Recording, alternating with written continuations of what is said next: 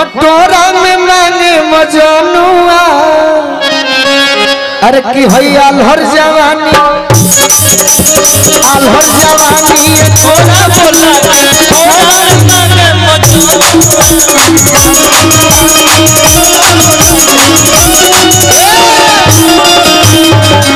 तारी जवानी जानते कैसन बा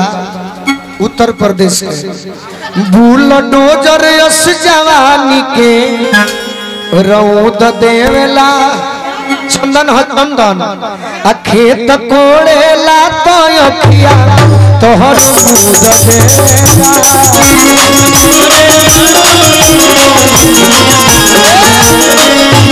अरे की भेपर जरा के अकीली लगा के है देख रे पगली भेपर जरा के अकीली लगा के अंजोरा में मांगे मजनू अरे आल्हर जवानी ये थोड़ा बोला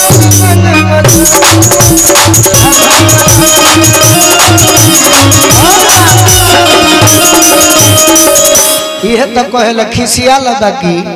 कहे नैना लौड़े दो गाड़ी रेस करे दो ये हमार चंदन भैया हम तहर देव कि कहे नैना लौड़े दो गाड़ी रेस करे दो चलो उखिया के बीच श्री गणेश करे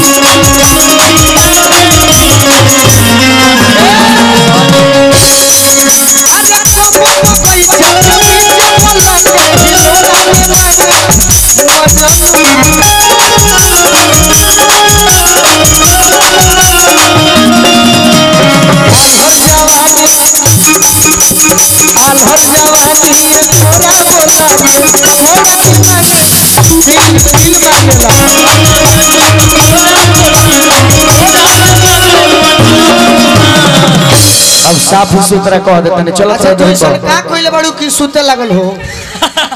ए प्रियंका तारीफ कइलू है कि सुते लागल हम जान तरह काहे चुप बने काहे चुप बड़ो हम ही देखत नहीं तरह के बोले लायक छोड़ले नहीं हम ही देखत नहीं हई की करता अपन दादा हम ही देखत नहीं कि तैयारी की जरूरत पहले के नहीं कि जनवा को की जनवाली हो इसरे पोगली साफ सुथरा झोली में कुछ कहते हैं जनवे करनवा जनवा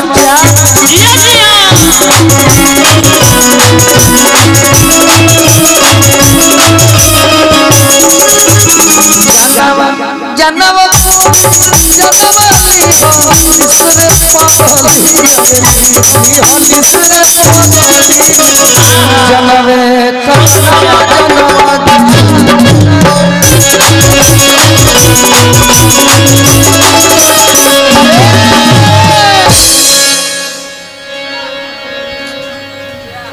देखिए दोनों आदमी कहलन कि जनवा कह के परान वाले हले ते दोनों आदमी खाती बटे एगो गाना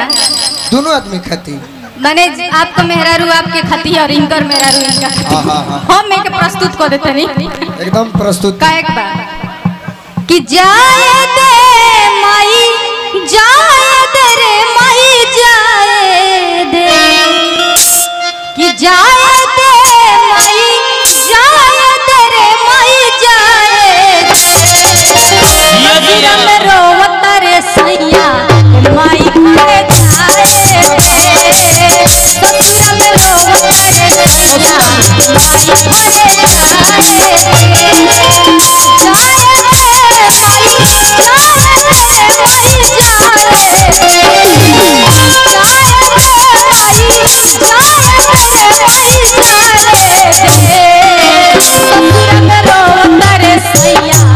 माई घरे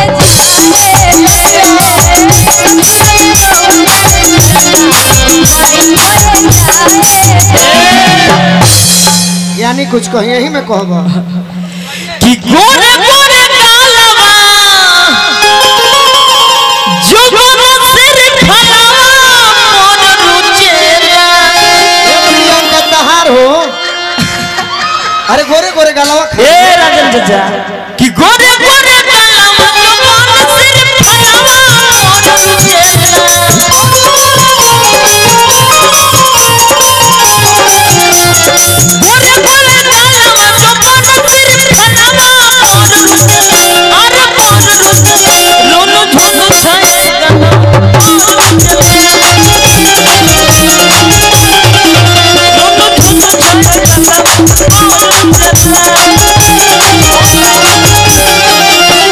हमारा गोर गाल के तारीफ करता रहो। गोर गाल के कर सुना सुना तो हम करता नहीं का कि इयो ठलाली कान के बाली ढेर बोलबा तो देहब गाली अरे कातिल बा हमारी नजरिया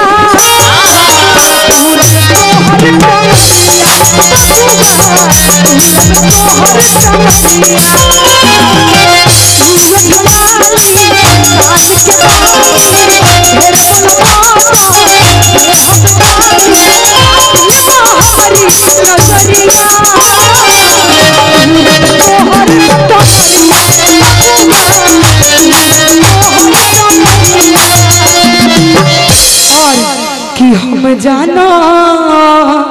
तानी जौवन चाहता रहो ये जो चाहते हैं मैं जानती हूँ पहला उठानी में डाहता रहो बताओ तनी अच्छा कि गरमी के लहरा चल गोरी गेहूं में कि गरमी के लहरा चल गोरी गेहूं में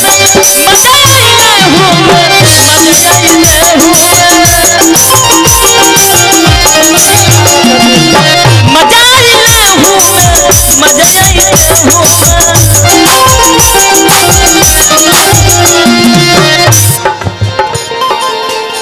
कि आजकल के मर्द साला अरे हो गईले हो भैया कि आजकल के मर्द साला अरे हो गईले कर में हो निकल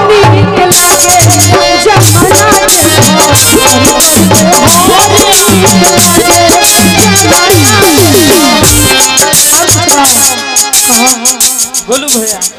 हाँ हाँ सिखाई मत रहुआ बोली आजकल के मर्द होला तो जवाब सिखाई में हम सिखाई हम आप हमको सिखाइए कि अरे काके कुंवर में कुल्ही माजा मार के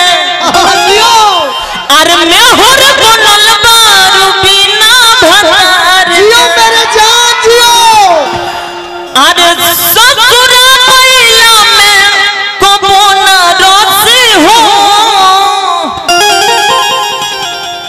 अरे बैला पदमना कपियमा के कोरा कोसी हो का ध्यान दो प्रियंका चार बाहर शरीर के बनावट देखता तो हमार उहे मन करता है बोलू भैया तहार काहे फाटो तो भाई तू बना लो दे ऐसा दे बनाए खाती खाए के पड़ेला समते हथियारा रहे के ए गौतम अरे ना छोटा रह के देहिया चंदन भैया ऐसा देह में कई गो विटामिन जाता तोरा बुझाता हेलो ऐसा देह बनावे हथियारा रहे के पड़ी तो रोगो विटामिन खाई रो वाह तनी मारो बा गोलू हाय कि हिले न खटिया पलानी में ये दादा ये तो कबे सखी सही कहतरी नो हां